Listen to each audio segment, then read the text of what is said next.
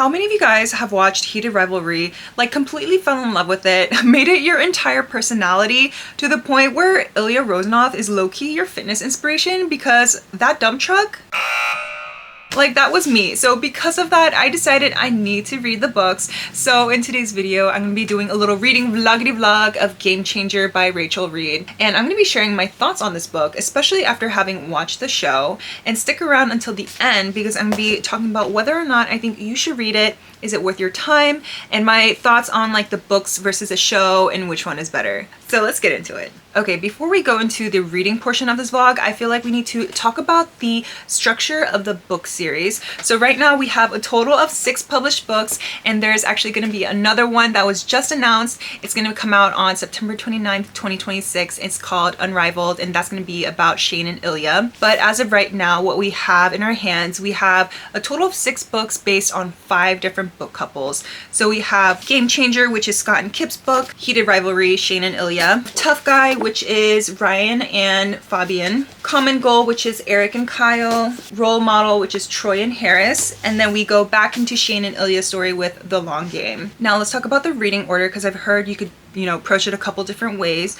I heard that you can start off just like go into Shane and Ilya's story with Heated Rivalry. I also heard that you should read it in publication order. I feel like there's just no right or wrong way. My only recommendation is that if you are gonna start off with Shane and Ilya's story, like continue reading their books in order. So don't read like The Long Game before Heated Rivalry. I decided I'm just gonna do the publication order, and I'm actually glad I did it because it kind of sets you up a little bit for Shane and Ilya's story.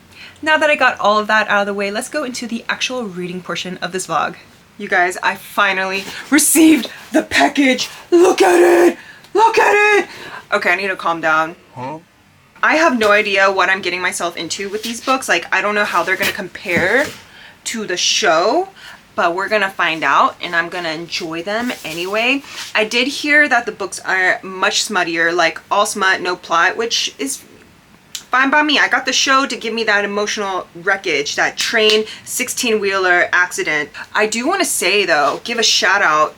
I wish this was like sponsored by Harlequin. It's not, but harlequin.com is where I got these books, and they came in really amazing condition, you guys. Like, no bent pages, nothing is scraped, nothing is bent. Covers are beautiful. They gave me the best copies. I just know that when I order on Amazon, it's like a Pandora's box or box of chocolate. I don't know. You just never know what quality you'll get. And I appreciated that they shipped everything nicely, no damages to the box. The books came in, I don't know how many times I'm going to say it. The books came in pristine condition. So I am very, very thankful. I was also scared that I'd get like a returned book, which has happened to me before. I mean, these could be returned. I just don't know. But who's going to be returning these books anyway? Especially, I don't want to be reading your returned book after who knows where your hands have been after reading these books. Okay? Okay? So, yay. Yay! Time to get into it. Well, hello guys. New location, who dis? I'm on a work trip in San Francisco, so I already know this weekend I am not getting much reading done, but you best bet I brought the first book. Why not at least get a couple pages in? So let's start this book together.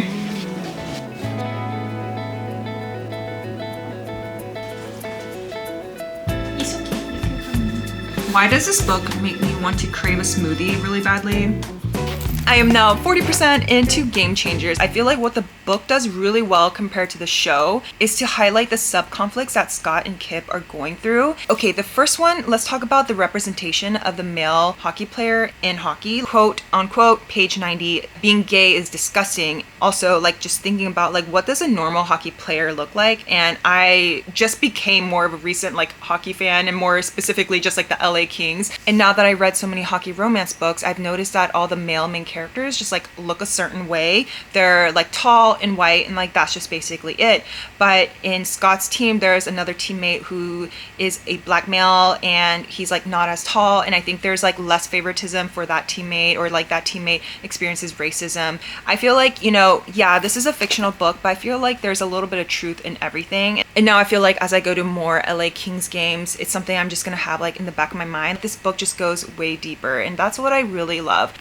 So far, it's very, very good. I'm very happy I'm reading this. Okay, this is not really a heated rivalry game changer update, but I just want to say how amazing it is how books just bring people together. Through book talk, I made friends in real life who also love books, who have the same hobbies as me, who are incredible people, and that's truly amazing. But not only that, but books also bring people from all walks of life together. Like I have friends from high school, like I need to do the math. How long has it been since I graduated? Oh my God. It was like 17 years ago. And I have friends from that time of my life who are reaching out to me saying that they are also reading the heated rivalry books, or they're watching the show, and we're just like sending memes back to each other. I seriously have not talked to these people, some of them, in so long. It feels like I'm making friends again because we're all completely, we've evolved and grown so much. I just feel like I'm in a super emotional, spiritual mood right now, but I just thought I'd share that while I'm in the heat of the moment. Also, my only gripe about this book is that there's so much smut. Like, y'all, they'll be saying something so sweet like, I love you, and it's like, take your pants off, and it's like, okay, like, it's crazy. Like, I'm getting whiplash going from like one spicy scene to another, and then there's like a little bit of plot and it's like back to spice. It's just like, but I'm like honestly skimming through them because I feel like it's kind of just like all the same. Anyway, am I done being spiritual now? Maybe. We shall see, but I'm going to continue reading. I finished Game Changer last night. Let's talk about it. What I didn't love was just like how much smut there was in this book. Like, you guys, this is how much plot there was, and this is like all the smut. All right. So I would say that the first 50-60% of this book is just like all the spicy scenes. I feel like it did get better after the 70% mark. Like, that's when I was sad.